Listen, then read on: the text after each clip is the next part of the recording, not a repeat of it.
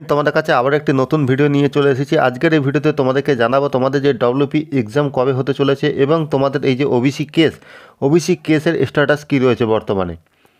দেখো, সামনে যে ওবিসি কেসের যে রায় ছিল, অর্থাৎ যে মামলা ছিল 22/11/2024 তারিখে, এই 22/11/2024 তারিখে যে মামলা হয়েছে সেখানে কি হয়েছে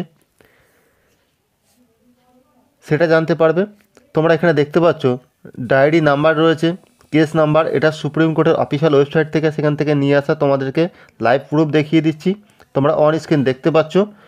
তোমাদের এই যে 22/11/2024 যে শুনানি হওয়ার কথা ছিল, সেই শুনানি আপাতত স্থগিত করে আবার পরবর্তী ডেট দেওয়া হয়েছে।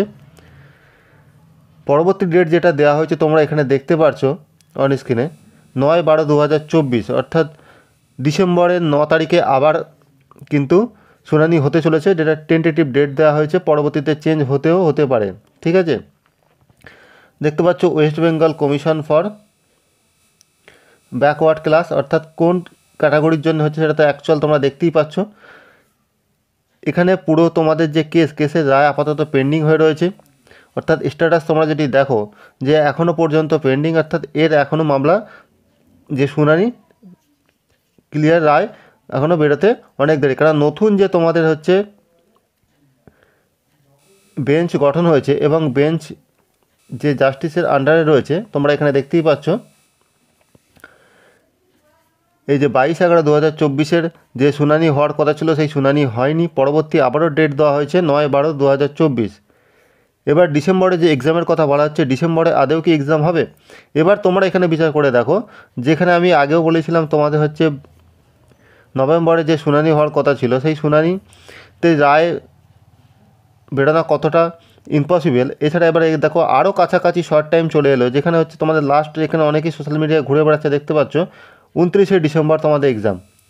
29শে ডিসেম্বর তোমাদের যে এক্সামের কথা বলা হচ্ছে সেটা, আর এখানে দেখতে পাচ্ছ তোমাদের হচ্ছে 9/12, অর্থাৎ ডিসেম্বরের 9 তারিখে তোমাদের যে শুনানি আবার নতুন করে হবে, সেই শুনানি থেকে একেবারে পরিষ্কার রায় বেরোতে পারে। তোমাদের কি মতামত মনে হয় অবশ্যই কমেন্টে জানিও।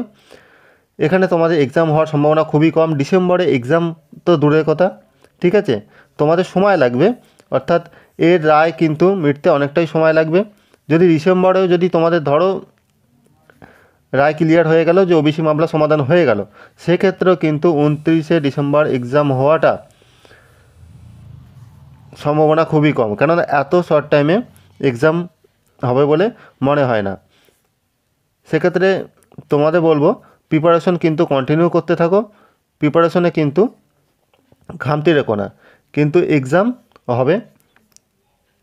সেক্ষেত্রে তোমাদের ডিসেম্বরে না হলেও জানুয়ারি না হলেও কিন্তু ফেব্রুয়ারিতে খুব তাড়াতাড়ি কিন্তু রিক্রুটমেন্ট বোর্ড কিন্তু এক্সাম নিতে চাইছে, এটুকুনি তোমরা মনে রেখো। আশা করি তোমাদের ওবিসি কেসের রায় সম্পর্কে যে আপডেটটা পাওয়ার ছিল অবশ্যই তোমাদেরকে দিতে পেরেছি। ভিডিওটি যদি তোমাদের কাছে হেল্পফুল বলে মনে হয় অবশ্যই লাইক করো, বন্ধু মাঝে প্রচুর পরিমাণে শেয়ার করে দাও, আর চ্যানেলে নতুন হয়ে থাকলে অবশ্যই চ্যানেলটি সাবস্ক্রাইব করে পাশে থাকা বেল আইকনটি প্রেস করে নাও।